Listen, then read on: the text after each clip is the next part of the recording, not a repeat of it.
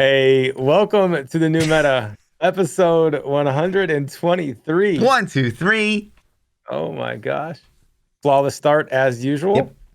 They have gotten better lately. Yes, they have. True. I had to train you a little bit, but we're there. Wow. We made it.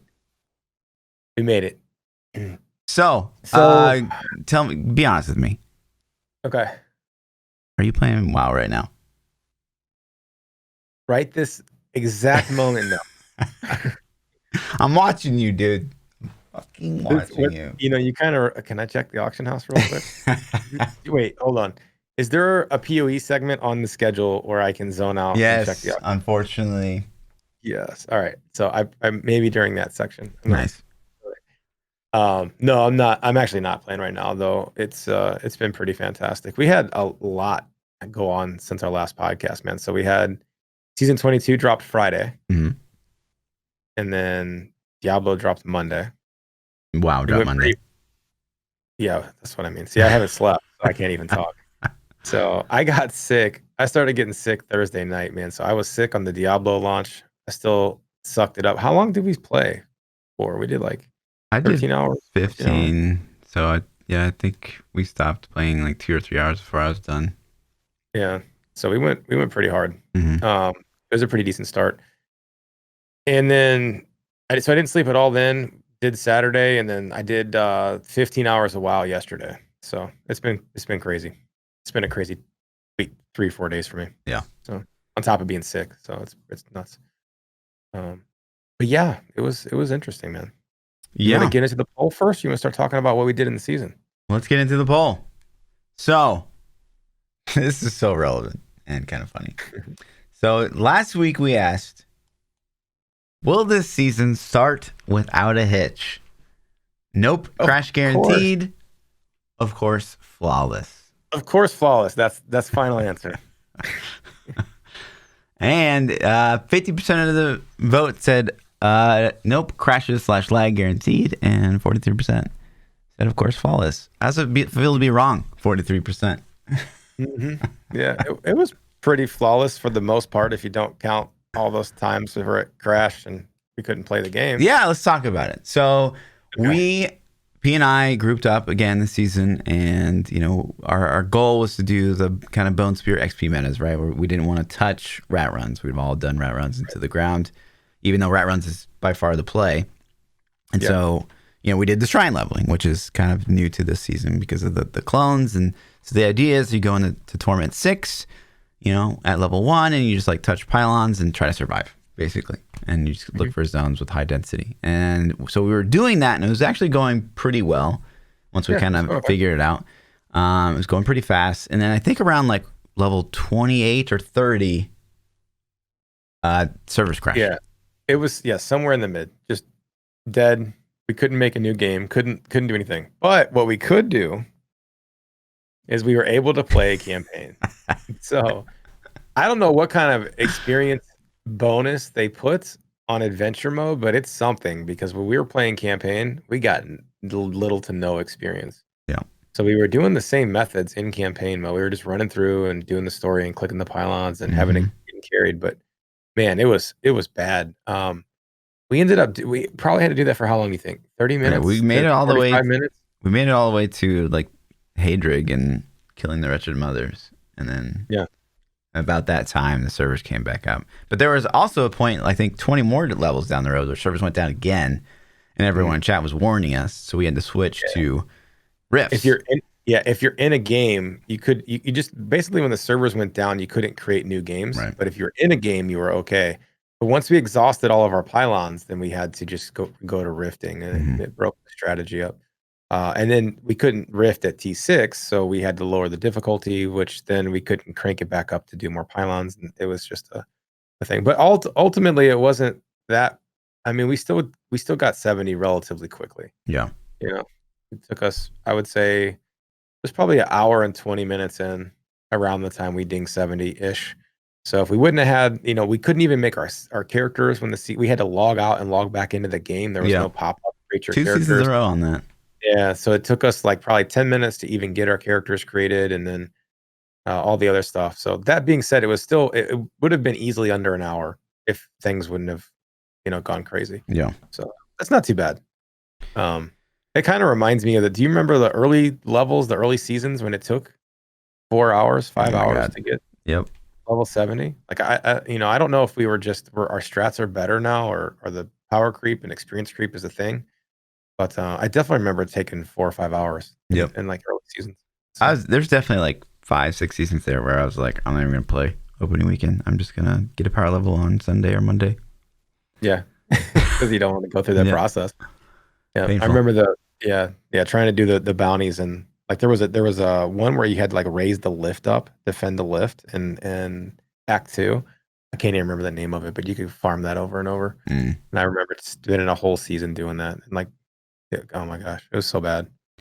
So, But yeah. So eventually, let's talk about the leveling strat. yeah. You want to talk like what did you think of it? Did you like it? You dislike it? The It's pylon kind of level. you kind of hit the nail on the head. If you guys caught the stream that night, we were kind of discussing it, and it was nice in the sense that it was new. Like we were not leveling the same way we've always leveled, which is either rifts or cursed shrine or whatever they're called, cursed chests. Jeez. Yeah. But I don't know that I was in love with it. I think at the end of the day, I'd rather just do rifts if it was really kind of up to me. If I was picking a playstyle I would want to do, but obviously I would do the shrines because it's the most powerful way. So I'm glad that it's not kind of staying in the game because I don't know that I would want to level like that every season.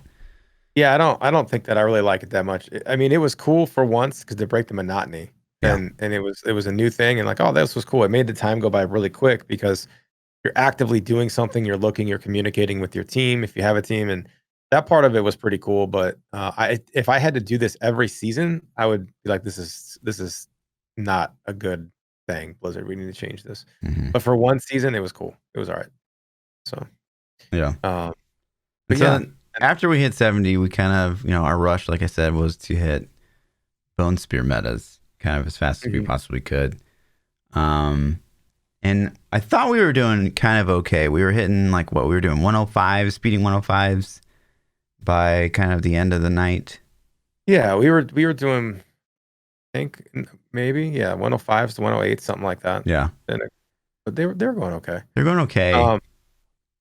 It's to me it was different and it was cool. It wasn't rats, but it was really obvious how underperforming it was to rats. Yeah, like we ended up getting 850 Paragon when I stopped, and we could have easily gotten hundreds more if we would have done rats. Yeah. But the other odd thing that I kind of noticed, and I don't want to say that it's because of anyone that was in the group or anything like that, but I was able to basically leave the 105s in the group and go do like 106s, 107s faster. Yeah. As a bone spear necro. So I don't know that, at least early on, it didn't really add that much value for me personally, which was unfortunate. I was hoping that it would be like, I'd see a huge difference. Like that would give me like 10 more GRs or something like that. But no. Yeah, and it is kind of weird. And then for me, it put me at a disadvantage the whole time too, because I spent all my materials and all my things trying to get Z-Necro gear. So Z-Monk gear, sir. Yeah. So I'm playing Z-Monk, and so I wasn't able to do my 70 solo first night to unlock primals, and I had a small blood shard cap and like all these other handicaps that held me back. So then as soon as I started playing Saturday, it was like I had to, all right, well, let me throw a DPS set together, and what pieces am I missing, what am I not missing, and do my 70 and all this and that. So it kind of threw me behind quite a bit too, I feel like. But it was better than doing. I mean, I didn't want to do rats. Yeah. It would. In hindsight, the power of rats would have been kind of nutty just to see how much Paragon we could have gotten. But but I'm kind of glad we didn't. So I don't think the bone spear meta is something I would do again though. But yeah, for me as a solo player, like it's been kind of nice because I do tend to prefer playing by myself versus playing in a group, and Bone Spear is just insane for that. We were speeding 110s after day 2 in 3.5 minutes, 3 to 5 minutes, just absolutely nuts. We're up to 115s now with I think 1400 Paragon. It's been really nice to be able to level up this fast without having to run rats. Of course, I think at the end of day 2, I was at like 1100 or maybe 1200 or something like that. And Rax was already at like 1650. And he's been grinding rats since, like, hour 1. basically, to give you that impression of how much more powerful it is. Yeah, and the difference in 1100 to what'd you say 1600? Yeah, it's big. 500 paragons, like that's, I mean, it's 15 times the experience. You know Yeah. what I mean? It's just ridiculous.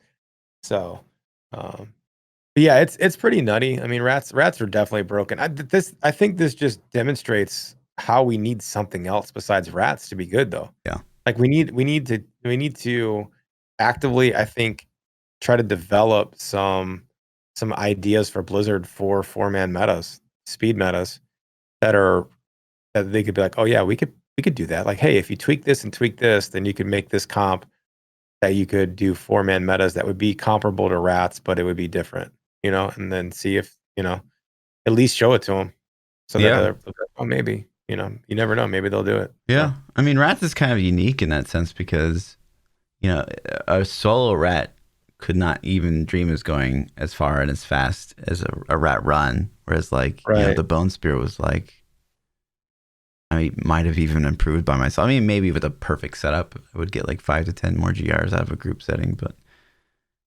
it's pretty wild how big of a difference it is between like a solo rat versus a group rat. Like, it's night and day. Yeah, it is pretty nutty. And that's kind of the thing, is you're going to have to develop something that only works in group play. Mm-hmm. Because if you buff things that work in solo as well, then you're screwing up the balance of other things. So, and then on top of that, you want it to be speed metas too. So, but yeah, it's interesting though. It was cool to do for a season start. I'm glad we did it. It was a good time. It does make me like, it was harder to play, I feel like, too, at least for me on the Z-Monk, than it would have been to do rats. Like the play style, not that it was hard to play, but it was so much more work to play it than it would have been to do rats. So it's like after a couple hours of it, I'm like, man, I'm kind of tired of doing this. You know what I mean? So it's like, this isn't as fun. So Yeah, I get that. But yeah, so it's been pretty good. I've probably been like, gosh, at this point, I'm probably 60-40 solo to group. We're pretty much maintaining rank 1. We kind of lose it when we go to bed, and then we get it back the next day. I'd kind of tried. I hadn't really looked into push. I didn't push on PTR because I only had like a couple days, and my interest is more speed stuff.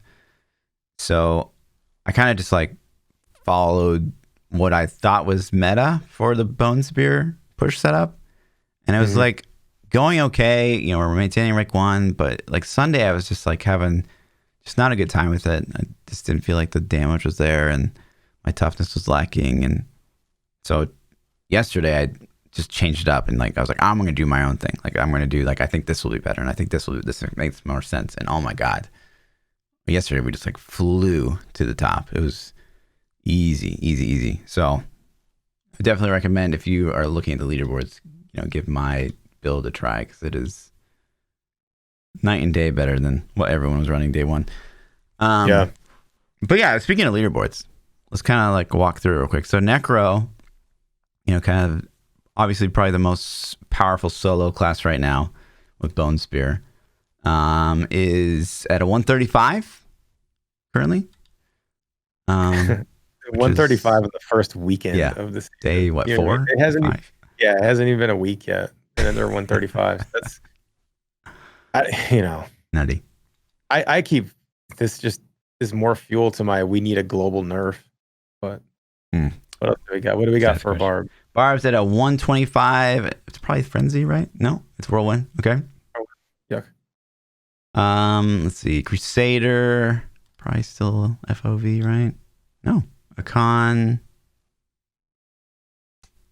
What is this? Bomb. This is the same. Is that Thorns? Look at the shoulders. Yeah. Is it bomb build? Yeah. It's a bomb build. It's at a 130. Interesting. Okay. I didn't think that would perform that well. FOV is ranked 2 though. DH was at a 131. Probably God, because that's what everybody's playing. Yep. Oh yeah, there's no way it's not God. Monk is at a 126. Paj. Justice, that'll push this song with Wuko probably, but yeah. Currently already looked at. Witch Doctor is at a 128. Probably Moon Danugu. Yep. And then Wizard. I actually don't even know what Wizard's playing.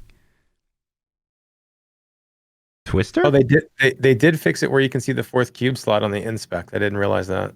So that was broken on PTR. You Oh, can was see it? it. Yeah, it wasn't showing up. So that's pretty cool that they did that. I think Wizard is a LOD Twister. Interesting. Yeah, 130 LD Twister. Okay. Interesting. So there's some new push builds out of this. That's not too bad. So what's the lowest on that group that we just went through? Was it Monk? Is Monk or Barb? Barb's 125. Monk was 126. So it's Barb. Yeah, so Barb. Give Barb some love, man. Yeah. I don't know. I don't think they need love, honestly. I think the other classes are a little too. Yeah, you're right. Nerf their belts. Yeah, nerf bar belts. It's 135s in the middle. Like people are gonna. I don't know, man. It's gonna go nuts. This is gonna be a crazy season. If they're at 130s already in the first weekend. Yeah. So overall, what compared to other seasons past, how would you kind of stack this one? Compared to other seasons, what? Like it's your impression of the season after 5 days, this season versus seasons of the past. I mean, to me, I haven't played as much this season. This is one of the first seasons that I've been pulled away this early in. Usually I'm good for a couple weeks at minimum. But with the WoW launch being a couple days later, I really only went hard Friday and Saturday. I would say from the launching standpoint, this was the buggiest we've had ever. But I would say that it just reminds me of how much fun the season start is. Yeah. Because we played until the sun came up. I was sick on top of that. So like I was already like, dude, I don't even want to play. Right. And so by the time we started playing though, I'm like, fuck it, man, let's go. And it's so much fun that you don't want to quit. Yeah. So the sun came up and I'm just like, all right, man, I got to get some sleep. But it just reminds you on how fun the level starts are for this game. So that's really good. But the seasonal theme, it's cool. It's more noticeable lower levels, which I think is good. And then it's not as prevalent, it seems like, in high levels that we notice. Like when we were doing our group stuff, when we started getting past 105 to 110, the damage of the clones really dropped off. But prior to that, they were smashing things. Yeah, they're wrecking. So I don't know if that's based off of our sheets or scaling that they did with the clones. I don't know exactly how that math is working out. Yeah. But I like that though. Pretty irrelevant for me, pushing the top. Yeah, after like 110 or so, I barely even noticed that they're there. Yeah, so that's I kind of like that, man. I agree. That's a thing that it shouldn't influence the top portions of the leaderboard, but for people that aren't that good or people that are new or whatever, it's like, oh man, this is crazy. This thing's just blowing shit up everywhere. And the monk clone was really cool. Seeing the wave of light and the bells drop down, like it was cool to see. Sure, and the necro corpse explosion spiders. Yeah, that's always the good. Spiders are cool. Yeah. But other than that, I don't know, man. I mean, the power creep is so crazy that it's like, okay, so we're doing 130s in the first weekend. I don't know. We need a reset really bad. We need something because the power is just so high. Yeah. But I don't know, man. I guess I rank it okay. If the server performance wouldn't have been an issue at the start, it would have been okay. It was fun to me. The leveling 0 to 70 usually is my least favorite part of the entire season. That's usually the part where I'm like, this sucks. You know what I mean? And I didn't feel that this way because we had the new strat. It was something new to do. So that portion actually went by really quickly to me. I was like, damn, we're 70 already, So interesting. What about you? I mean, how are you ranking it? Honestly, I guess it's pretty good. There's a couple different variables for me. So, if I'm looking at this season from perspective as like a solo player, like, wow, I'm insanely powerful. Like that is actually nutty as a necromancer to be, speeding 110s and not having to like die when a mob just like looks at you. It's just, it's bizarre. It feels surreal, I guess. So that's been nice. Like the amount of XP I've been able to grind solo is really great, and that feels good. And playing Invincilancer, in the T16s is like stupid fun, stupid fast. So like that the Ice Spear combo with the running the keys with the Invincilancer, I've actually really, really enjoyed it. But if I'm rating this from a like group perspective, I would still say that the season that we played the Whirlwind Barbs and the Crusader FOV, I think that was more fun because, you know, it was just so different and it was so powerful. Like we didn't feel like we were at a disadvantage to rats. Like we were. Yeah, we weren't gimped. Yeah. I agree with that. I think that's a good point. Is like in the back of my head the whole time we were doing this, I kept thinking like we're handicapping ourselves really hard right now by not playing rats. And even though we actively made that choice, it still feels kind of bad. Yeah. Just a little bit. Because ultimately you still want that power and you still want to play what's most efficient. And that definitely wasn't what we did. So yeah, I'm with you. I'm with you on that. That's why I really hope that they'll juice something up and give us something else to play. Like they could, I don't know, maybe they could find a way to fix the Whirlwind metas and make it a thing, you know, permanently. Maybe something. Something. We need it's something. It's the problem is like even if you look at the Whirlwind meta, it was really just strong because of how strong Whirlwind was that season compared to the past. It wasn't even like the group that had that great of synergy, really, if you think about it. Whereas the Rat Run synergy is actually insane. Like the amount of things that are working together in conjunction to like make that as powerful as it is in a group setting is just nutso. So that's really what makes it kind of excel, you know, season after season after season, because there's, especially when you get like things like a fourth cube slot, because it just makes it even better, which is just nuts. So, yeah, thinking about a way of how can we make a new meta that's just as exciting and as kind of like synergistic as rat runs without murdering rat runs into the ground, because we don't want to just like kill rat runs. No, we don't need. A lot of people say that. A lot of people are like, kill rats, Right. and it's like, no, you don't need to kill rats. You just need to make better. Other things as good, or better. Right. You know, like don't kill it though. Leave it there for people that like it. You know. Yeah. Yeah, but I agree. Yeah. So, but while we're on the subject, and you kind of brought up an interesting topic of, you know, we're at that point, we're getting that power creep, right? We're getting that pretty heavy power creep. The fourth cube slot is pretty insane in terms of power creep. And, you know, we've been talking about this since pretty much its inception, and since we saw it on the patch notes, it's kind of like an afterthought. And they actually had to add assets to the Diablo 4 or Diablo 3 for a fourth cube slot, which is something they haven't really done in a long time. So that immediately got us thinking, oh, fourth cube slot could be permanent.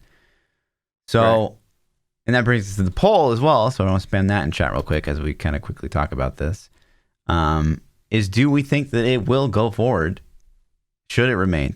Now that you guys have played with it for 5 days or so, do you think it should stay in the game? PChild, what do you think? Yeah. I think it's fun.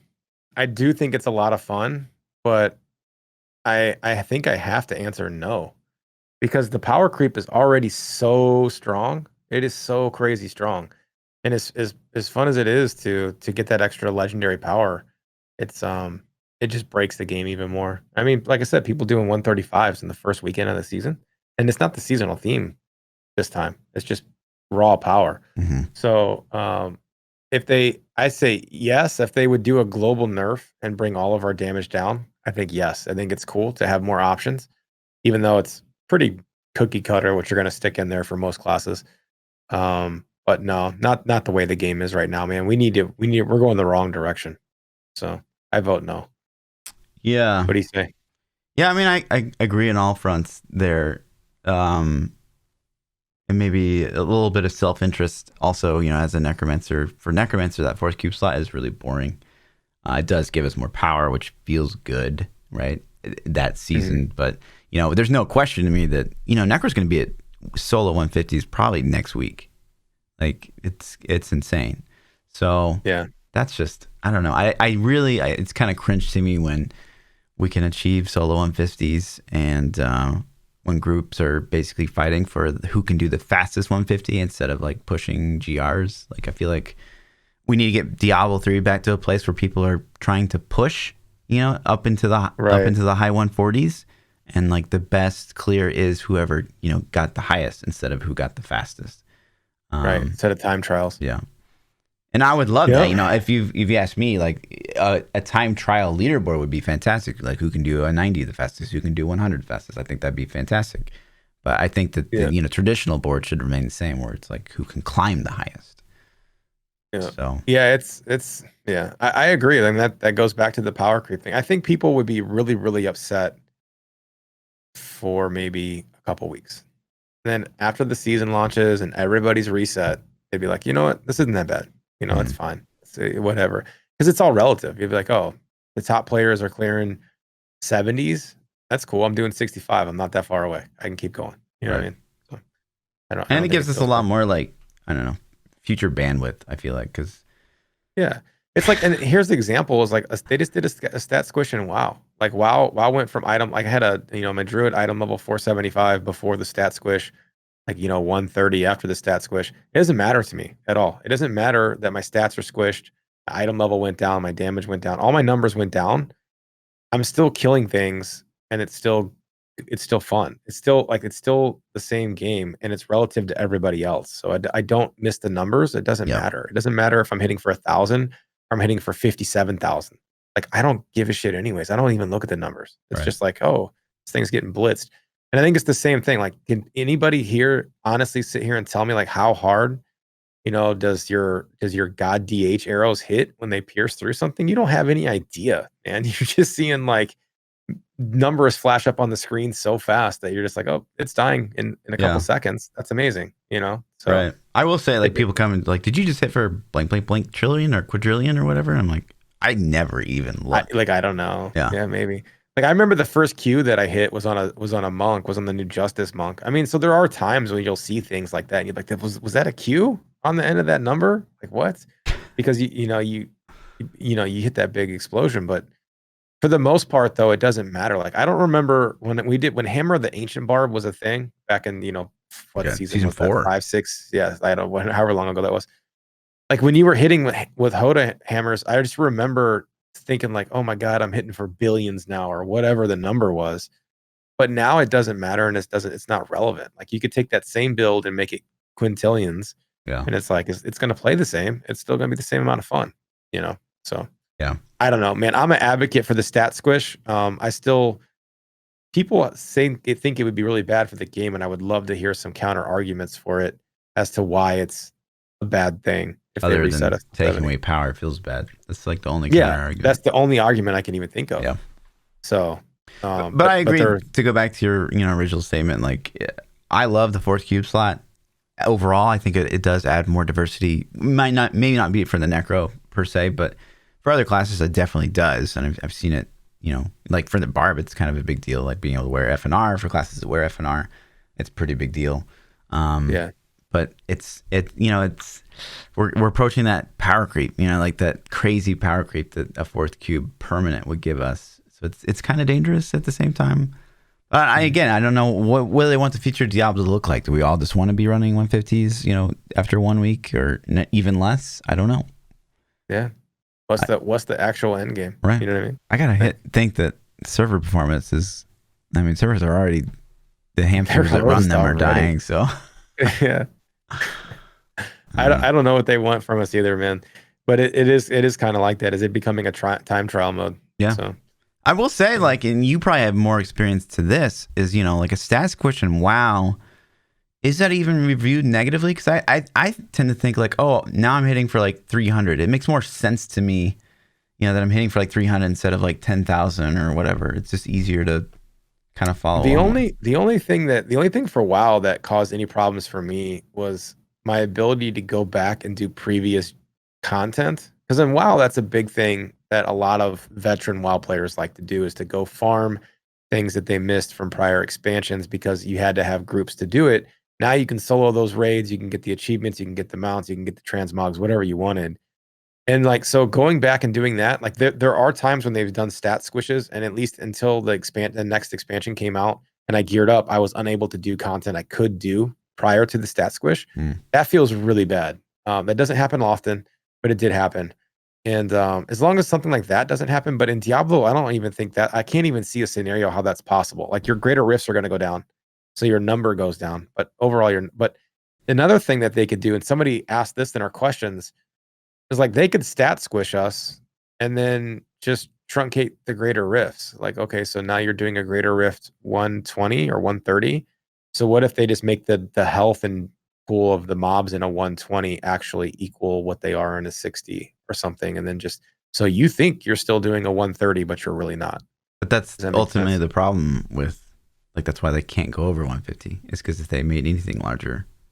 Yeah. No, I'm saying like nerf the health pool, nerf the damage, nerf the health pool, but then increase the greater rift physical counter. Like, does that make sense? It's hard to you could write it out or demonstrate it on paper really easy. But so like a 130 now, let's say I'm gonna make these numbers up. 130 now, let's say the boss has 1,000,000,000,000 health. Okay. So then you do a stat squish, and now that boss has 10,000 health. But you call that a 130, and then now you make a 170, and you give that boss 100,000 health. So people are like, "Oh man, last season I did 130s. Now I'm doing 145s." You know what I'm saying? Like their greater rift went up, but the stat squishes still happened. Right. Does that make Well, sense? It's obviously, you stupid. could increase the GR cap if you did the stat squish, though. Yeah, that's my thing. Yeah. Like you could do that so then people don't feel like, "Oh man, my GR level went down." But I think that's stupid ultimately. I think like just don't do that. Just make them deal with the fact that they did a stat squish. Right. But you could mask the stat squish that way. That's a good point. You could definitely do that. It's obviously way more work, but Yeah, you could mask it and then Right. people wouldn't know.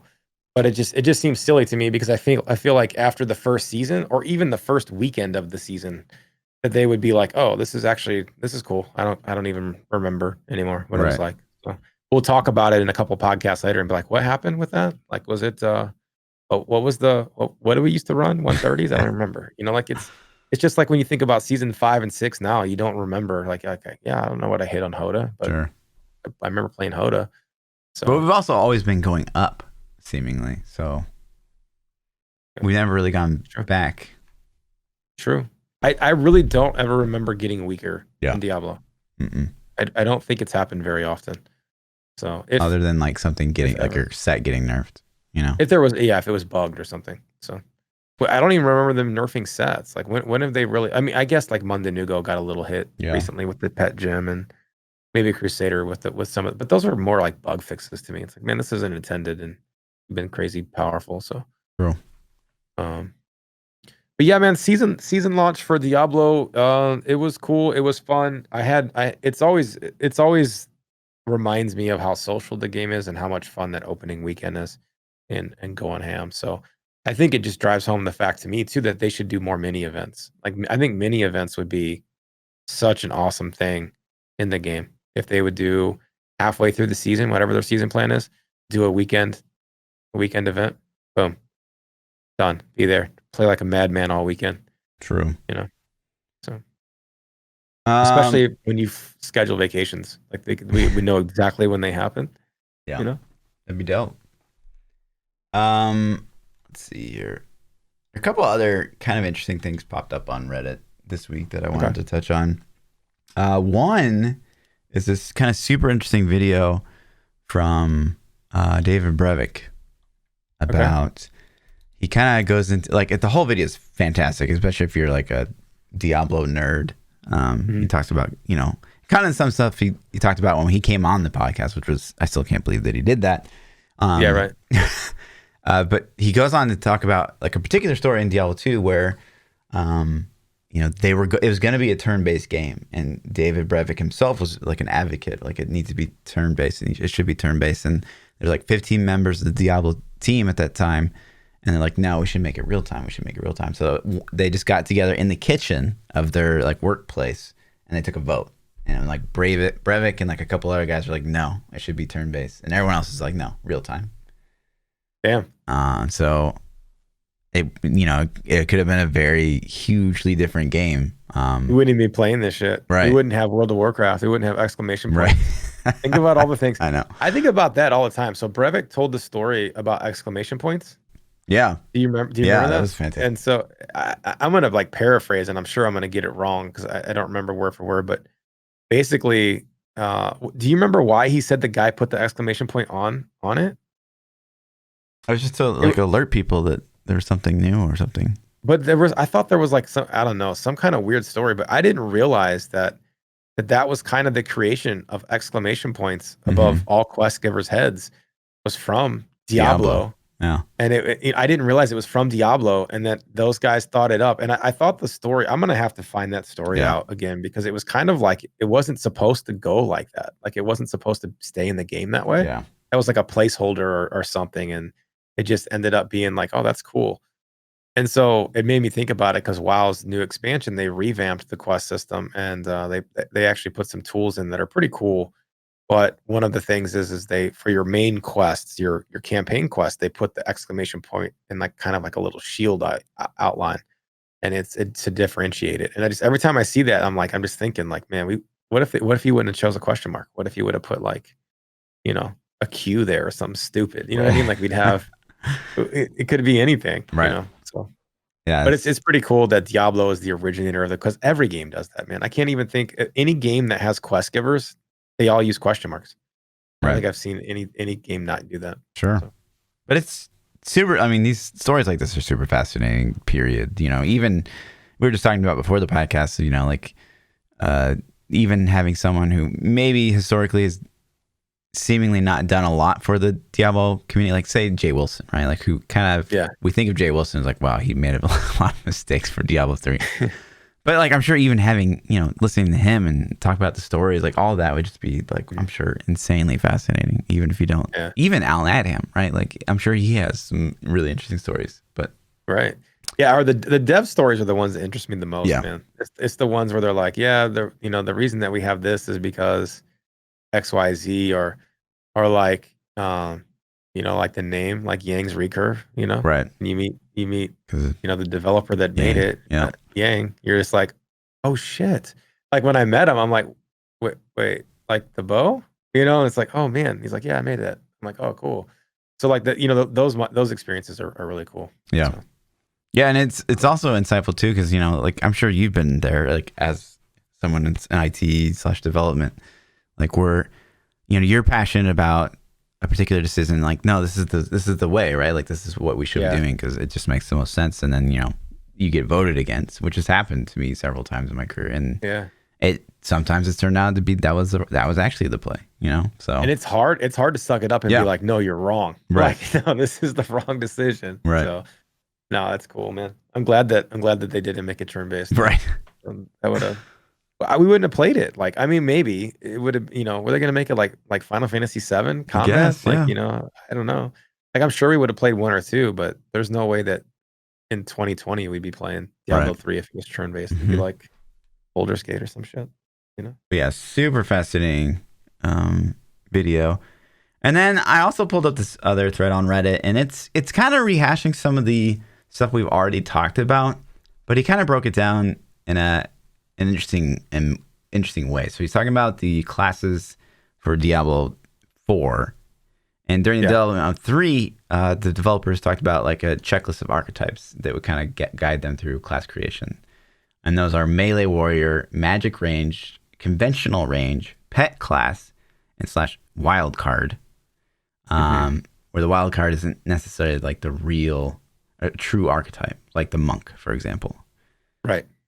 And so comparing that against what we have in Diablo 4, he's kind of come up with this code. So barbarian's obviously the melee warrior archetype. Right. Mentioned above. The sorceress would obviously be the magic ranged.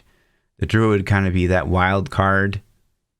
Yep. And so that leaves the conventional ranged and the pet class archetypes to be kind of grabbed up. And I think the paladin would be another wild card probably, which wouldn't really make sense for this. But what if they did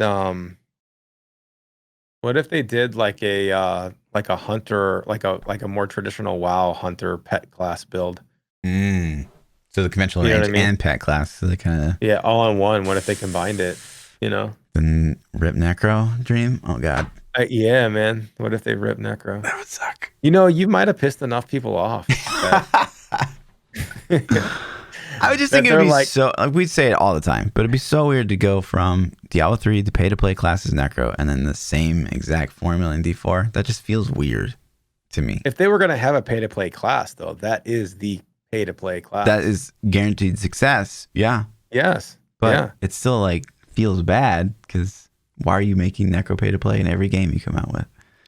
What if they just sell a digital deluxe edition and then you can just get that for free As long as it later comes out on? with launch, I'll pay whatever you need, Blizzard. Do you get the logic there for free later on? You're just paying for it up front. Yeah. No, I'm just jabbing at the gaming industry's thoughts. But yeah, I don't know, man. It just makes me wonder how much. I think that there are so many tools that Blizzard has and they don't tap into each other. Like, man, they have some of the best PvP teams in the planet on Hearthstone and on StarCraft and on Overwatch. Like the balancing that they do for those games is absolutely nutty. And then they have some of the best PvE quest design and they have some decent loot systems and raid systems and all these things in WoW. And it's like Diablo is the core fundamental. Like they should, if they can tap some of those other resources, they could balance all those classes and do the thing. I don't think they do any of that. Like I don't know how much these teams intermingle, but I would think at some point they'd be like, okay, man, we're thinking about class design. You know, we're what are we gonna do? What are some good ideas? And then hit up the WoW team. Like, hey man, Yeah. you guys got any ideas for WoW that was just like too fucking nutty? Couldn't do it. Like, what do you got? Let me hear what you got. Sure. You know, hey Overwatch guys, we're gonna do PvP in Diablo 4. But like we're worried about class balance with PvE. Like how do you guys think you'd balance that? You know what I mean? Like, oh yeah, you know, when we balance, these are our checklist of things we go through. And just oh, okay, that makes sense, you know? Like they have all the resources right there, man. I don't know. So. I think that that's echoed as well as like, you know, we saw at BlizzCon 2019 some of the itemization discussion and how Ancients even made it onto that chart, right? Damn. And like, I don't like that would have been one conversation with someone from the Diablo 3 team. I feel like, hey, do you think we should do Ancients? And they'd be like, oh no, the community hates it. Well, like, they probably did have that conversation with the WoW team because WoW put that shit in the game. True. They put in Titan Forged and Warforged, which is basically Ancients and Primals. But didn't people hate that too? Yeah, they fucking hated it. Everybody fucking hated it. Like hated it. And so it's like, I don't, man, that's two different games that use the same system. And they're like, nope. And there it was in Diablo 4 again. Like we saw it churn up again. And then I think the outrage, like, you know, they backpedaled on that pretty quick, I think. Did they officially say there's not going to be Ancients? Yes. Okay. Yeah, I thought they did, but it's been forever, it feels like. Yeah. But yeah, it was such a bad idea. But that's one of the mistakes that you know, the WoW team either just copied from them. Like, hey man, Diablo did this Ancients and Primals thing. You think that would work? And they're like, yeah, fuck, let's do it. Instead of going to the Diablo team, it's like, you think your community likes this? Or maybe they're out of touch that bad. Maybe they're like, oh yeah, people actually do like this. And it's like, well, no. Yeah. No, we don't. So yeah. You know? I just remember seeing that chart and I was like, does that say fucking Ancients? Like, are you serious right now? And I had already made, you know, thousands of links between like, this is Diablo 3.5. And then they put up like the same exact itemization scheme as Diablo 3. And it's like, Jesus, guys, come on. It's like, oh no. Well, maybe my thought process was maybe that ancient meant something else. Like maybe it's ancient that means it's got like an extra power or it's got like something else on it. Like I didn't really think like, no, it's just got more stats. Like no, ancient, like what if they would have done in Diablo? What if they, when you rolled an ancient or a primal, like let's say I'll take Yang's recur for example. Okay. So Yang's normally has it gets the multi-shot, it gets the resource cost reduction and then multi-shot damage, I believe, right? So like what if you got a primal Yang's and it rolled on top of those two things, it threw some other kind of stat on there that you couldn't get on the weapon in a non-primal form. That's like originally kind of what primals were.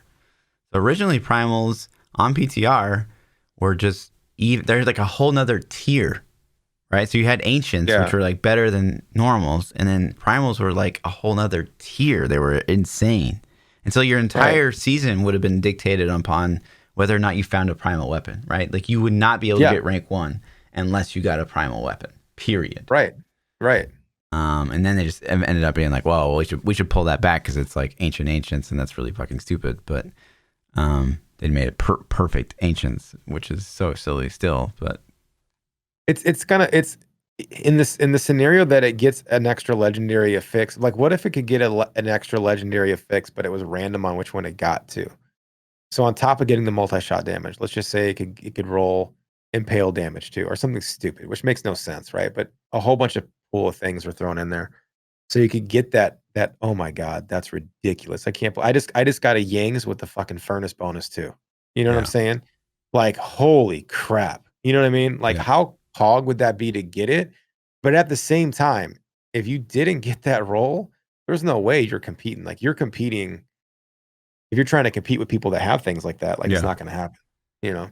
And that's a So, great point, right? That draws us back to, how much RNG is okay?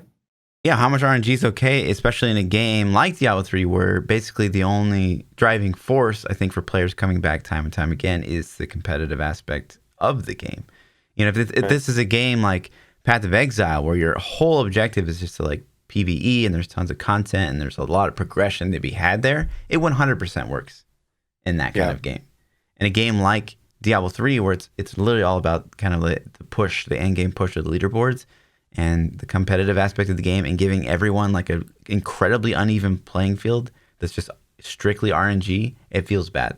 But in a game that's all about loot and having fun, that's amazing, and you'll remember those moments, right? Like forever. Yeah. Yeah, if you got that, whatever weapon it is, and you just got a free furnace roll on it or something, Right. you're like, oh my God, Yeah. dude. You're like, I'm for the rest of the season, you're like, I'm a god. Like I'm literally running around, not a god DH, Right. just like an immortal. Like I'm running around just killing everything, man. Like that would be sick, it'd be fun. It also But make like RNG, guide making kind of a nightmare though, right? Because you'd be like, oh yeah. yeah, Well, you what's gotta going get on, guys? PChild here. If you get, furnace It's your roll boy on your Fluff. primal Yangs, Yeah. like that's all you have to do for this. I got a 30-second T16 clear build. All you gotta do is farm, yeah. Yeah, Well, I mean, I think you just would have to build your guides based on the base, the and then base, if right? whatever cool shit you get on top of it is Sure. just like, yo, that's ridiculous. Yeah. I don't those I think those the crazy are like Diablo 3 has RNG in it, but it's not RNG that's fun. Right. It's got RNG that's just punishing. It's like, man, I didn't get a primal. I didn't get a primal. I got a primal, but it's, a scoundrel token or whatever, dude. And it's not a good item. But it doesn't make that primal, like you get a primal weapon. And honestly, man, does it really even feel that good anymore? You're like, oh, cool, I got a primal weapon. But it's not like you're like, look what this thing rolled. It doesn't have that excitement of like I just got something that completely unique that nobody else really has. It's Right. just like, okay, I got the thing I need is more of what it feels like now. Okay, I Yep. got the thing that I'm expected to get at Right. this point. And So re-rolling an item in Diablo 3, like, oh my God. At this point, it's just the most obnoxious thing in the world. Like, you're eventually going to get it. It's just a matter of how much gold and resource you have to do to get it. It's just, it's awful. It feels awful, compared to something like a Path of Exile crafting system. And yeah. I mean, I on cannot stand PTR, re-rolling items. I burned through some mats on PTR re-rolling, and like I'm to the point where I re-rolled so much in PTR, I don't even want to do it on live servers. I'm like, this sucks. I can't stomach it. But I rolled so much on PTR that there at one point I was like, if this were the actual season, man, like this is an insane amount of mats. I just went through 50,000 mats to try to get this, primal weapon or even a good ancient neck piece or whatever I was Right. after. And I just remember rolling for 2 hours, and I'm just like free mats, and I'm like, this is ridiculous, So it's not fun, really. So, um, but yeah, circling way back around.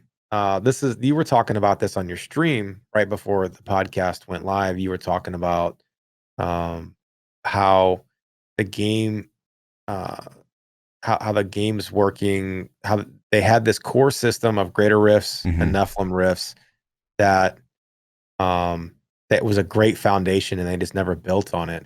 And I thought that was a really good point because you can relate that to PoE. Like rehash that real quick because Yeah. I think that topic was pretty interesting. Yeah, and so, one we just talked about this is Path of Exile has this great system called the Atlas, right? They've had it for quite some time, and if Path of Exile had only still had the Atlas to this day, we'd be kind of in the same boat. Like we want more out of the game. It's like play POE and Megalol, just run the Atlas, right? But they didn't. They didn't stop there. You can, they added things that you can do inside maps and other activities you can do outside of maps and blah, blah, blah. Tons and tons of things, right?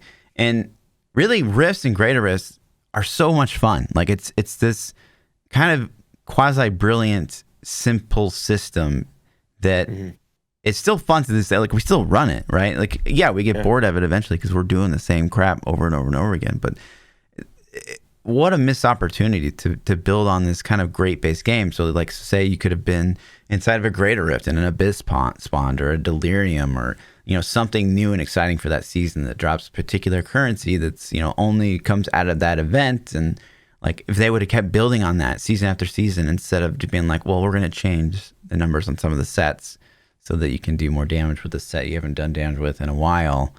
But you're still going to be doing rifts and greater rifts. If they had kind of shifted the focus to content, we'd be in a much better place.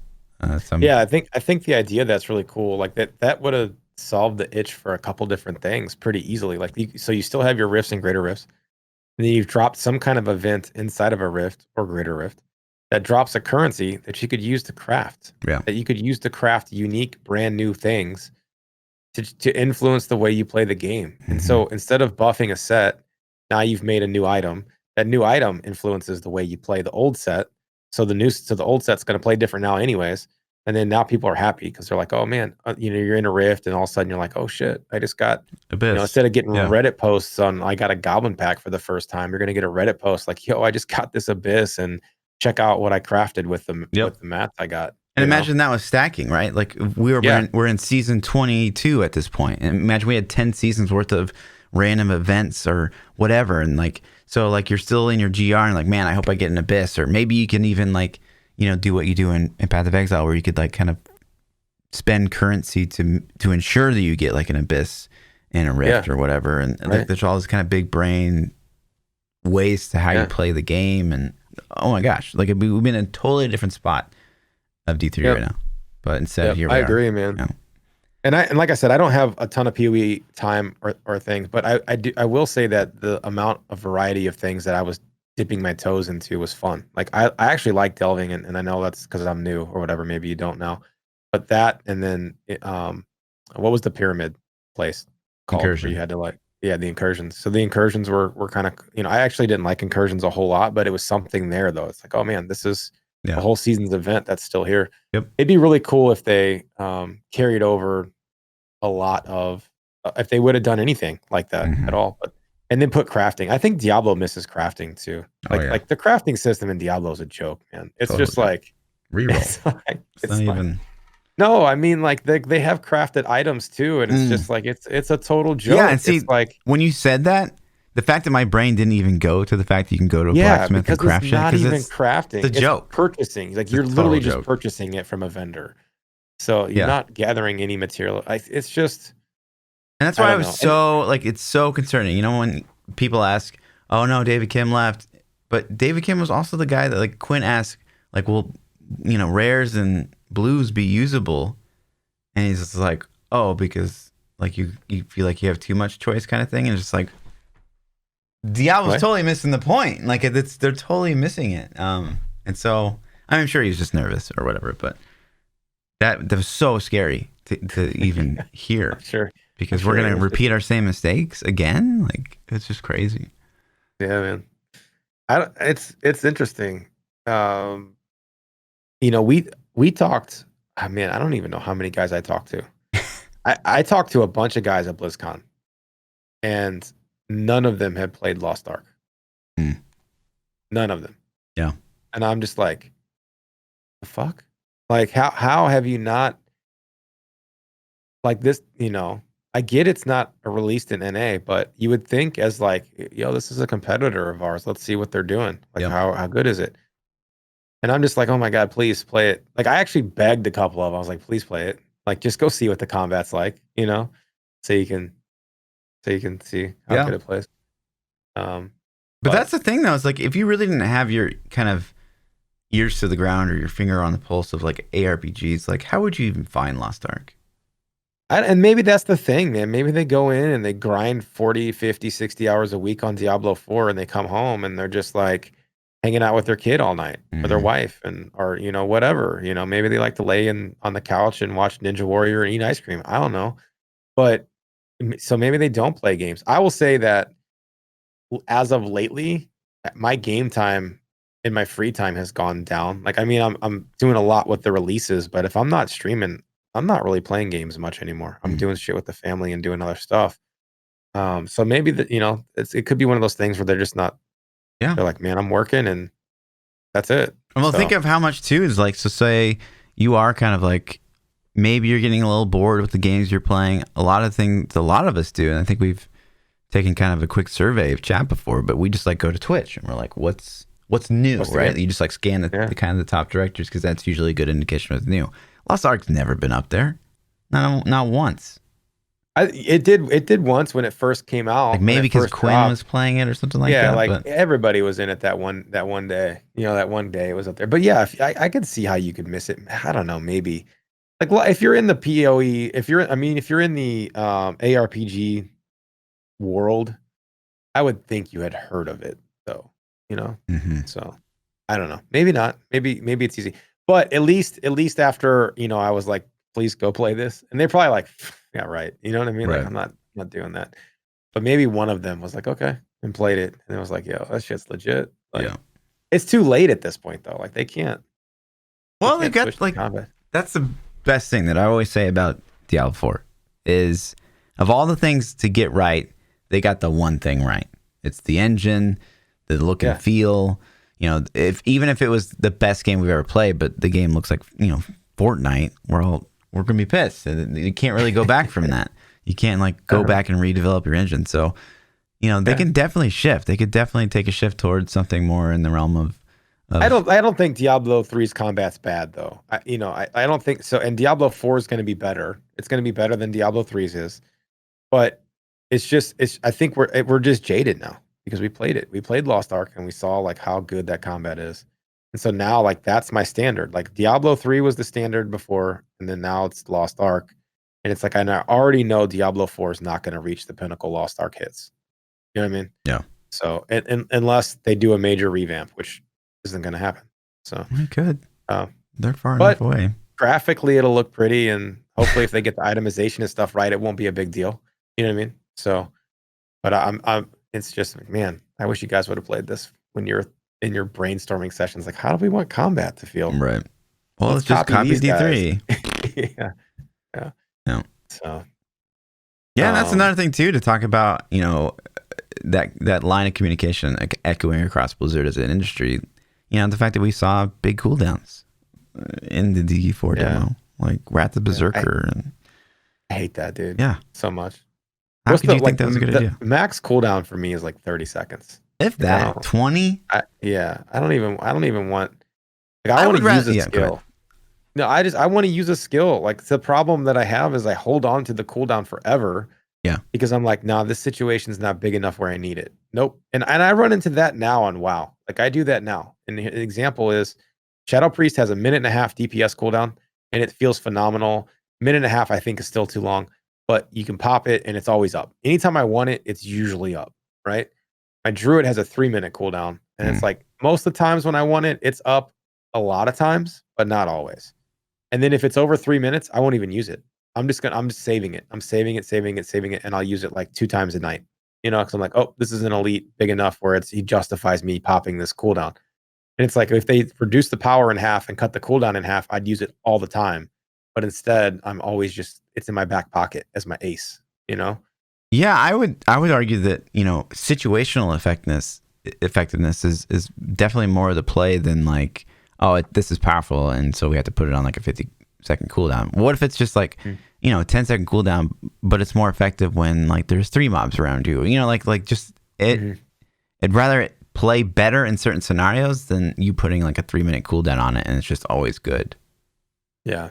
I'd rather I cast more think I think things. chaining of skills is something that Lost Ark does very well too, and that I hope I see Oh more yeah, in D4 because for they could sure. figure out ways to do that, even with their combat system not being so different. Like there's no it doesn't.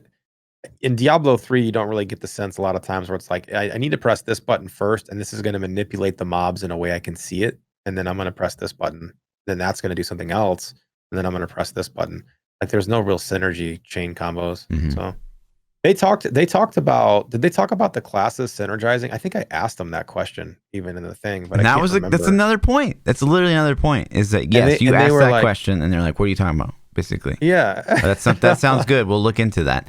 When it's the Diablo Immortal team's doing it, like they already talked about class interaction with each other in Diablo Immortal. Like it just seems like no one talks to each other. Like every team's got their thing and their heads down, and yeah, that was like a whoa. What do you mean? Like your stupid phone game has this like.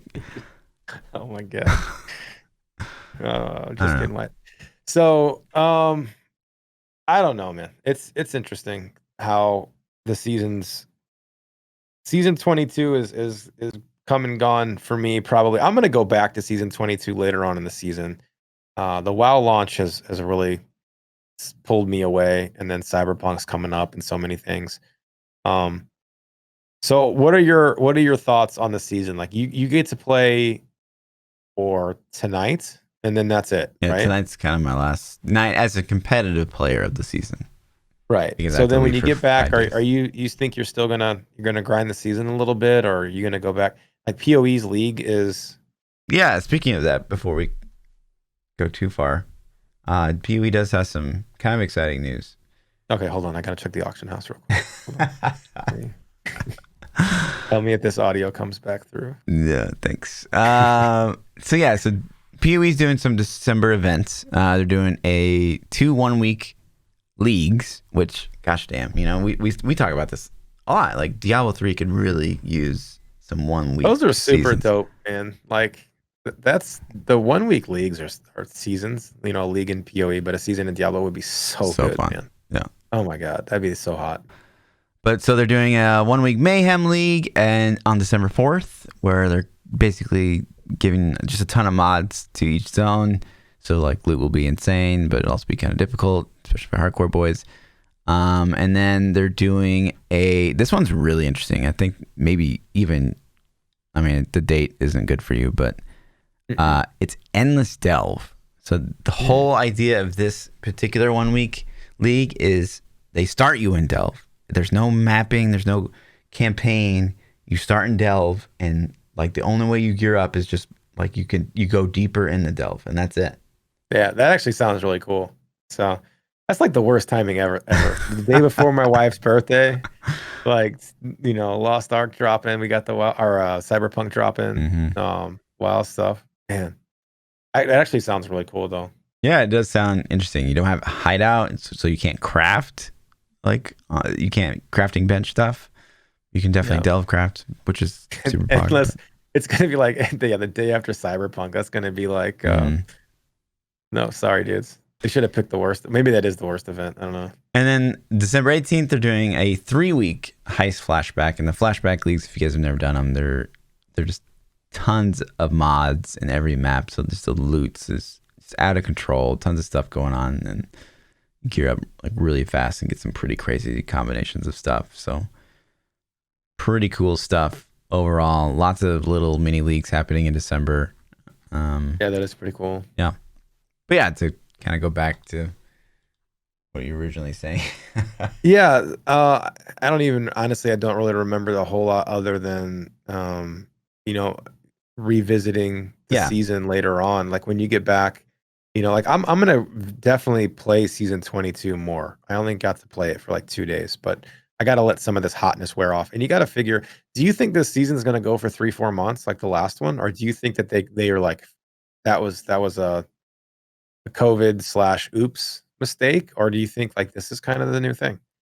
I think it's it's a little hard to tell. I would think that going into BlizzCon line that things are a bit more structured for the future, but COVID is definitely taking its toll on a lot of things, and there's nothing to say that it doesn't get worse from here on out, or I think delays are kind of the norm now. So yeah, February when BlizzCon line hits. When is BlizzCon line? February 20th? Yeah. 20th? That'd be exactly 3 months after the season drops. D3 expansion Interesting. coming. Yeah, right. What if they did that, man? Oh Would my you God. would you like would you I totally would. be like, oh my My God? brain would explode. What if Like, it was what? nothing but just a campaign and that's it though? And no new class or anything? No new class, just a campaign. I think that's setting themselves up for memes, but Okay, what if they put a class in? Who cares? Like it's I mean, it's just it'd be exciting. no greater riffs, If just a it's new class. anything like, yeah, if you ask me, I think the Necro is a lot more exciting than the other classes. So if that's any indication of what like maybe a druid would look like, I think that could be exciting. I mean, the Necro's more exciting if you like weapons, and shitty sets.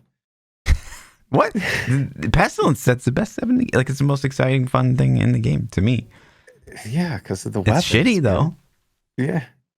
but Yeah, I, yeah. It would just be interesting if they didn't add new end game though. It's never gonna happen. I'm dreaming right, here, right, but I'm right. just saying. Yeah, if they didn't add any end game, I think in a couple weeks it'd be boring again. A couple months tops. You know what I mean?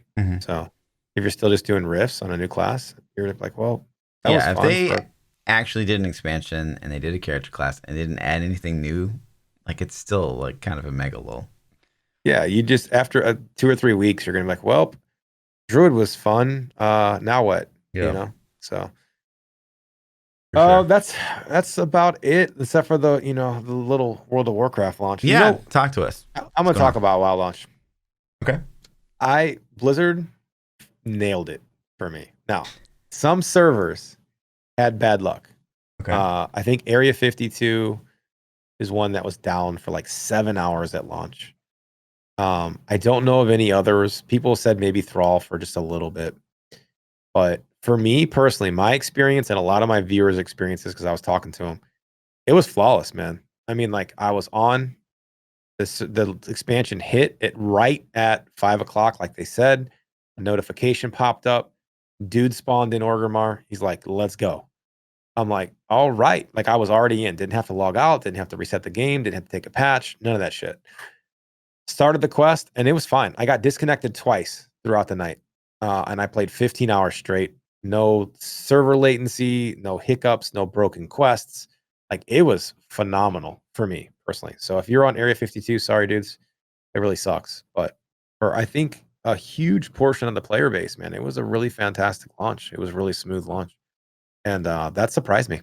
I was expecting I was expecting it to be like the worst possible outcome. I was expecting to not even get to play, honestly. So, so it was cool, man. I think Shadowlands is great. To me, it's the best questing experience they've ever had in World of Warcraft. I think it's the best expansion story, cohesive story so far that I've experienced. Everything about it seems great. So, What um, what what makes it stand out? Like it's super fun for you so far. I think man, it's hard to just blanket it all. So I think they did a really good job with the pre-patch balancing. I think all of the classes are fun to play. All of the classes have something about them that draws me to them. I had such a hard time picking a main character for this expansion. But it wasn't just two characters, it was like five or six. I'm like, man, I like all these things. And then so that in itself was a good start. I think the art team killed it. I think the design team killed it. The dungeons were designed very well. They looked really cool. The bosses had unique mechanics. The questing zones look fabulous, the best of any WoW zone we've ever had. The story's pretty cohesive so far up to this point. And then, like I said, that with the gameplay changes from class balance and stuff, it just all synergized, man. All these things came together, and it's nice. It makes BFA. It makes you really appreciate how shitty BFA was. Like it's like when you go back, you're like, dude, this is killing BFA. Now it's early, it's honeymoon phase. In 2 weeks, I could be like, yeah, this sucks. There's nothing to do. But right now, it's good. Yeah. It's pretty. Don't you Uh zone out on me. Don't you get glossy eyed over I'm there. not. I'm not. I'm listening. I got to be honest. So I tuned in a little bit as much as I could because I'm grinding my face off on Diablo right now. Okay. Yeah. Which leads me into an early Fluff 8s because as I was watching, and Okay. there were definitely loads upon loads of unskippable cutscenes. You could skip the cutscenes, but not really. 100%. There was like, you would be like, okay, the quest is talk to this guy, and you sit there and you have to listen to the dumb shit that he says. You can't force it to go faster. Yeah, so any cinematics you can definitely skip. Right. I mean, I don't know why you would, but at least watch them guy's once. talking. I don't want to hear that. But there are some times where the guy talks and you have to wait. But I can't remember any that were like minutes long. Because it's not cringe to you. Maybe a couple seconds. For me, it's crazy cringe. And I'm sitting there watching. I'm like, oh my God, like, please go. Yeah. Let me go. I will say that I had a blast. I get distracted really easy with PvP. Like that's one of my favorite things to do in WoW. And any opportunity I had to go kill an alliance, like, dude, I was all over it. So my journey took a little bit longer to get to 60 than it should have. But I had a blast, man. I had a blast killing alliance and leveling up. And I think the story was good.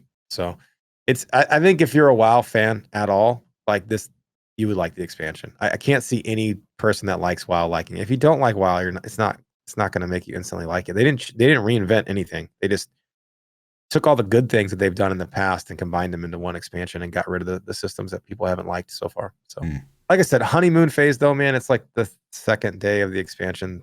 So it's, What, you don't have a full review of Torghast and Covenants and all that yet? Come on, man. I do. Are you even max level yet? Yeah.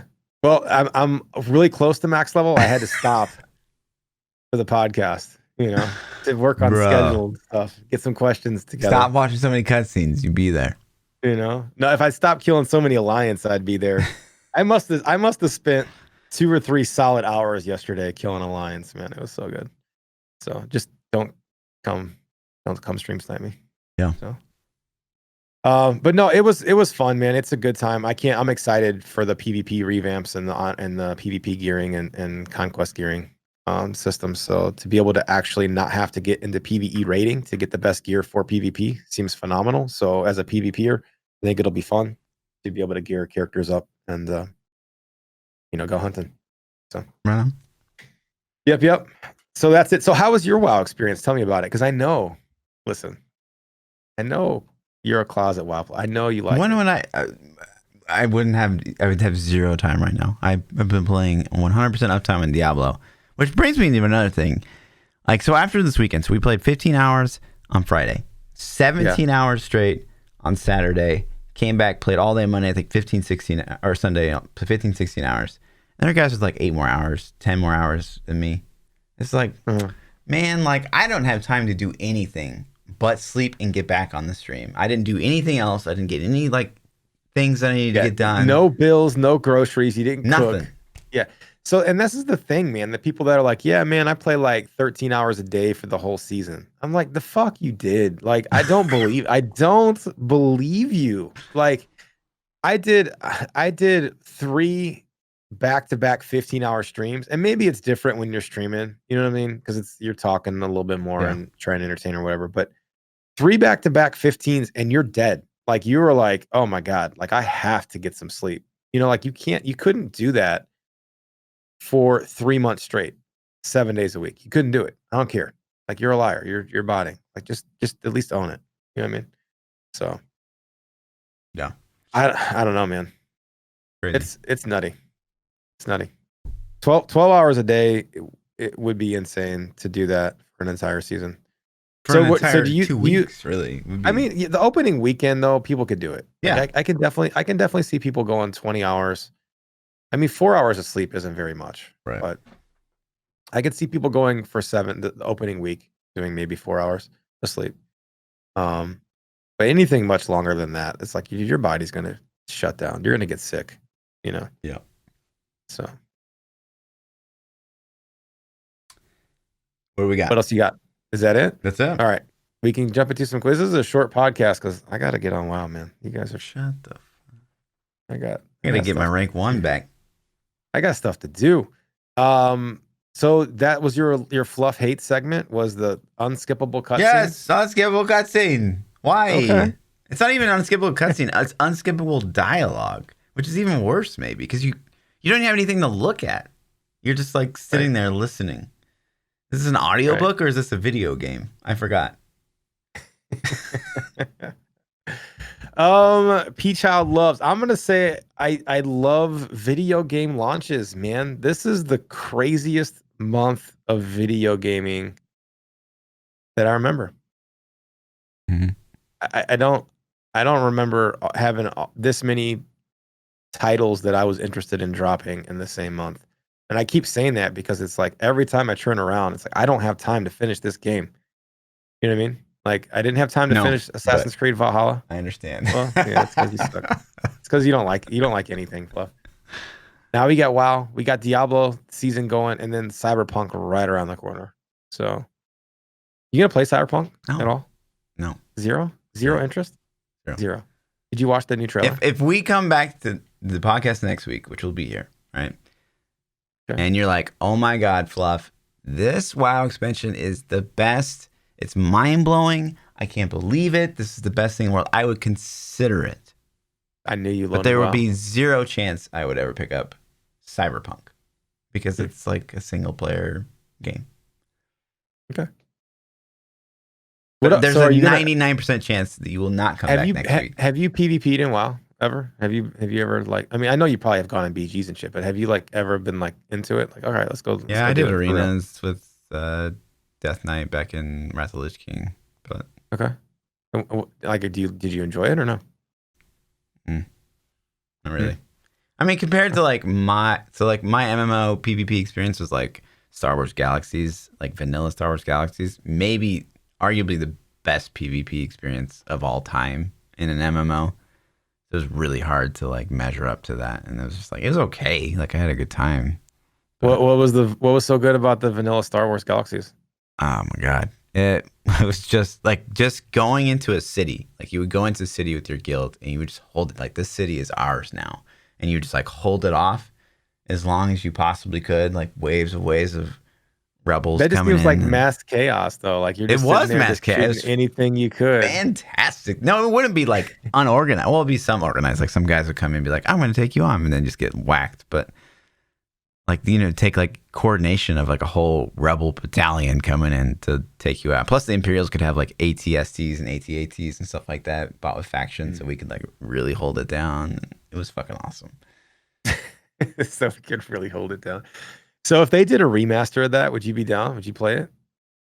Yeah. Like you know how they launched WoW Classic, right? What if they launched Star Wars? I mean, Galaxies if it looked the way it Classic? did, probably not. But if they did like I don't even remember what it looked like nowadays. I mean, I remember watching a 15 video years. and it's like, holy crap, that's what it would look like. Yikes. Yeah, I'm gonna Google it real quick because I'm curious as to how bad it looks. But let's get into some Twitter questions. It's not. Yeah. It's pretty bad. It looks like. Yeah. It looks like Ash. I mean, this has to be modded because like the character models in this image I'm seeing look way better. But it looks like Asheron's Call a little bit. Let's hit up some of these Twitter questions though. Okay. If you guys want to submit questions to the podcast, you can submit them at ThaPChild at Lord__Fluffy or in either of our Discord channels. The links should be in the description below. Or if you're watching live, you can type ! New meta or ! ThaPChild, I think. K-Bear says, in terms of class balance, what season do y'all feel what classes were equal in tiers? I don't even really remember. Like recent memory, was it season 13 when they did the rebig balance? Or was that 12? 12 was the big balance. I think maybe 12, but I want to say 12 or 13 stuck in my head. 13 didn't have, I don't think there was anything. It was just popular because of the seasonal theme. Was it? I don't think there was any balance changes. What about, I would have to say probably the earlier seasons, man, before shit got super nutty. You know? It's always been a balance. Honestly, the only seasons that pop out to me is like, oh, okay, cool. Is the seasons where like multiple builds were on the boards. Like different builds were actually competing for rank 1 spot on a particular class. That is pretty cool. I don't know that you ever have like perfect, like, oh, everyone's doing 130. I don't really care as much about that. Yeah. personally, I'd rather have multiple sets being able to compete for the number one spot of a class than like, oh, every class does 130 and there's total balance.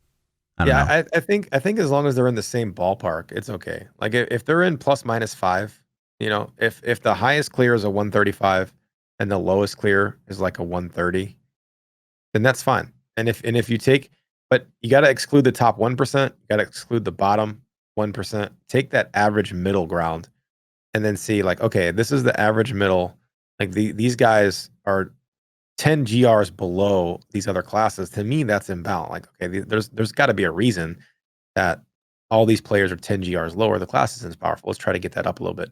And I think that's what they go for. But as far as what season was the best balance, I don't know, man. I would say to me personally, though, I think season 12 was my favorite season because they had that huge rebalance in season 12. And there was so many things to play in season 12. I made a bunch of alt characters in season 12. That was because everything was fresh, everything was new. Mm-hmm. So that was probably one of my favorite seasons. Maester Magus brings up a good point. It's not really a question, but he said, and I'm going to read what he wrote because it's pretty detailed. He says, the console D3 accidentally went live on Tuesday last week. We talked about that. If you made a character and you didn't log out from your game or your character, you can continue to play it for at least 8 hours. He says, verified by me, he did it, until there was a PlayStation update that required me restarting the console. When the restart was finished and I logged back on, the character was a normal non-season character with the season ended message. However, I could not log back into him because it gave me active season required message. I left the character untouched until opening night and it went live. He was playable again with the gear that I had found on Tuesday. Since hacked items are since there are hacked items off season on console, there was one person who brought in a set of hacked gear and items and ruined the first spot on every leaderboard with his gear. Items can't be traded or duplicated on season, so the damage is contained, but it was a major fuck up. Thoughts? Damn. Damn. I think damn. Yeah. So they fucked up by letting it go live early, which may not have been their fault. Maybe there was some miscommunication with the console. Maybe my thing would be like maybe the patch or maybe the season was set. It was weird that it was a Tuesday, not a Friday anyways, but maybe the timetable was screwed up because earlier they had told consoles it was going to launch on an earlier date and then forgot to re-update them. I don't know. But or somebody hit the wrong button.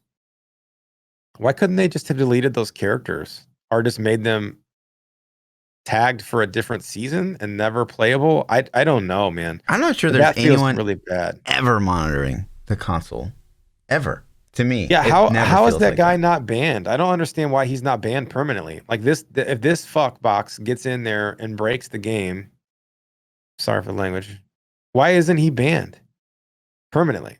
I don't think there's anyone that monitors the console boards. I've never heard of a wave for a console.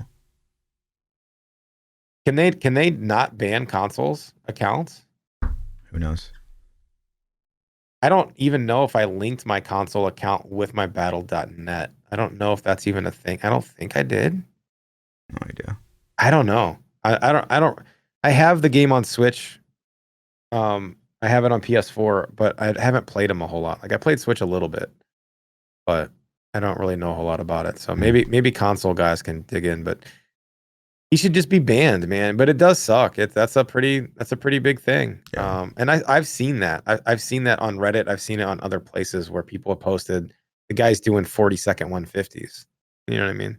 It's like, okay, cool. Have fun. So Hex says, I watched a movie where they hypnotized someone and got them to recall forgotten memories. Do you guys think hypnosis is real? I mean, here's the thing, right? So before I had kind of a freaky ghost story happen to me, I didn't believe it.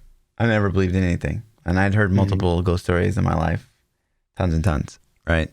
Okay. But until like some crazy, weird, paranormal, unexplainable thing happened to me, I was like, no.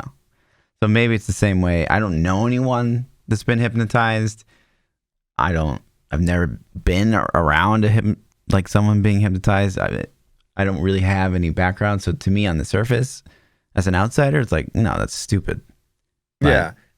I look at it and I think, like, there's no way. There's no way that you would ever, like, listen to the sound of my voice. You're getting deeper. I like subscribe with Twitch Prime. Right? I don't think it's real, man. I think if you're able to be hypnotized, then like you're extremely influenceable. I think like something's probably wrong with you anyways, maybe. I don't know. It'd be interesting to hear stories about it because I personally think it's total BS. I think any hypnosis story is like the person's faking. They're acting like they're hypnotized and they're not, So yeah. I don't know. It's weird. Apples or oranges says, if you had to give a 20-minute presentation tomorrow morning in front of a crowd of 250 people, what would the title of your presentation be? What? Just any. If you had to give a 20-minute, there's no like money here. That's the bad part. If you had to give a 20-minute presentation tomorrow morning in front of a crowd of 250 people, what would the title of your presentation be? Why unskippable cutscenes are the worst or bad for gaming. Why unskippable cutscenes should exist in gaming. Yeah, I don't know. I think the thing is like most people would be scared to stand up in front of 250 people, and I don't think that I know I wouldn't be. I don't think you probably would be either. I'm really shy. Yeah, I get that from you. I think that's just because we stream. I think if you have the personality where you want to stream, usually you're probably okay in public speaking. Like I've never been scared. I remember being in, I don't remember what class, was it psych? I don't know, one of my college classes, and there was like the number one fear of Americans is public speaking. They fear public speaking more than they fear death. Right. And I'm just like, are you kidding me? Like you'd rather die than give a speech? Like That's what? crazy. So it doesn't bother me too much. I don't know. The title of my presentation would be like, why you should come back to WoW. Boom. Done. I don't know if I could talk for 20 minutes. We figured out. The last question comes from Neon Lights. Neon Lights said, if all animals became friendly as puppies, what animal would you have as a pet? So basically, any animal would be friendly and cool and cuddly, not bite your head off. What would you have? It's a good question. But like, would they still be as destructive as a puppy? I don't know. Like, see, I like instantly I go to something really cool, like a lion, right? But then I think, wait, I have to feed a lion. Like, I gotta imagine a lion eats a lot, and like, I don't really want to pay for a lion to feed a lion, and then like, lions probably shit a lot too. So then you're gonna have to clean that up all the time. Yeah. It's just like, no. Okay, so let's find something better. What else would be like really cool? Puppy chews on the couch, but a lion like eats your couch. Eats the couch. Yeah, it's just gone. And it's like, so okay, so what if you got like a pet monkey or something? Because monkeys are cool, but then like monkeys are pretty smart and they need attention. And then like when you're trying to stream, it'd be like, yo, Fluff, come hang out with me. Opens the door and like, turns off your computer. Yeah, you're just like, it's smart enough to know like if I rip the power cord out, like he's gotta, Yeah. So it's like, no, can't do that. I don't know, man. Yeah. What else? I don't know. Like I'd say like a bigger cat, but my cat is like, he's fucking huge already, dude.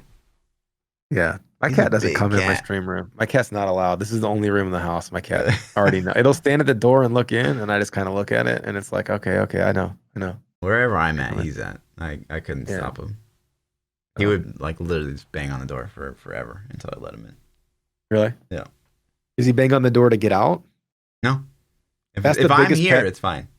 What if he has to go to the bathroom? See, that's the biggest pet peeve I have with my cat. Like, so if my wife and I are in the bedroom and the door shut at nighttime, at like 2 or 3 o'clock in the morning, it'll randomly just be like, okay, I want to come lay in bed with you guys. And then it'll start pawing at the door and meowing. And it just goes louder and louder and louder until eventually you have to, it will never stop. Yeah. And so I'll get up and I'll open the door and I'm like always, I'm like, come on, man. And I open the door and it comes in the room. And then I'll jump in bed and it'll climb up in bed and it'll lay down.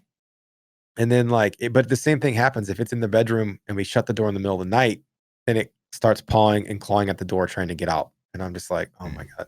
So I can't stand it. Yeah. Say a shark. Can we have a shark? Oh, shark? It's terrifying.